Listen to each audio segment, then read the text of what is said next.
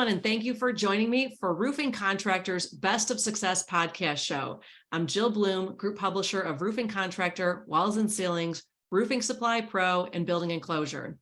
I'm so honored to be joined today by Tammy Clark of Tammy K. Clark Companies.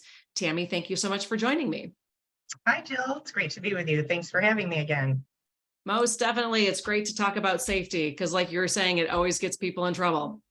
Yes, and it's something that we have to talk about, especially because the work that your contractors are doing or your clients are doing are very imminent danger type of projects. So it's something that is on the forefront of everybody's mind, and it's something that we have to discuss frequently.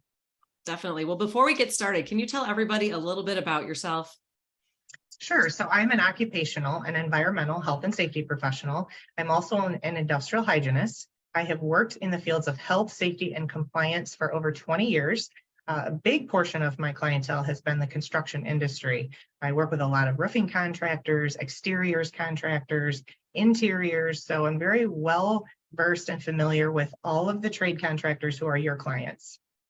Oh, well, that's great and definitely very important. Today, I want to talk about ladder safety. So what are the most important things that contractors need to know about ladder safety? Well, I'll tell you, because this is just a real quick kind of brief bullet point type of conversation. I'll tell you kind of the top things that I see contractors getting cited for by OSHA.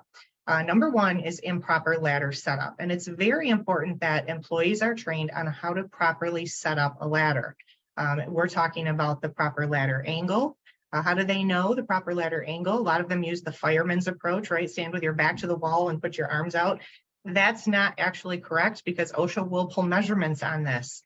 So they have to have that proper 4-to-1 ratio. And I have spent time with employees in the field, having them climb up the ladder, drop the tape from the landing point of landing at the top down, divide that by 4 and move the feet of the ladder out. That's where we set up the ladder. Always that will give you the correct ladder angle.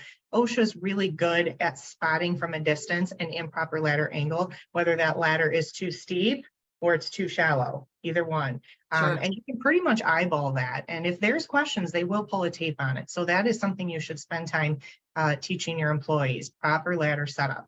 The second thing with ladders is not having the side rails of the ladder extending a minimum of 3 feet above the ladder surface. So wherever that ladder hits, got to have a minimum of 3 feet. And a good rule of thumb for that is 3.5 rungs. Each rung is 11.5 inches. So you can kind of go 3.5 rungs would give me that 3 feet. And then the third one would be improper use of ladders. And that means working improperly off of ladders, overreaching, stretching, using the wrong type of ladder, not using an extension ladder, rather a step ladder to access an upper area, things like that. So I see this a lot with smaller companies, with smaller residential companies. And so it really is worth it to take the time and do a company ladder safety training so employees know how to set up ladders, secure ladders, and which ladders they should be using to work off of and how to work safely off of ladders. Great advice. Well, thank you so much, Tammy. That's always important to know. I know we're excited to have a lot more topics to talk about with you as time goes on, but ladder safety is definitely the beginning. So if anybody has any questions for you in the meantime, what's the best way for them to get a hold of you? I have a very simple email. It's tkhclark@gmail.com.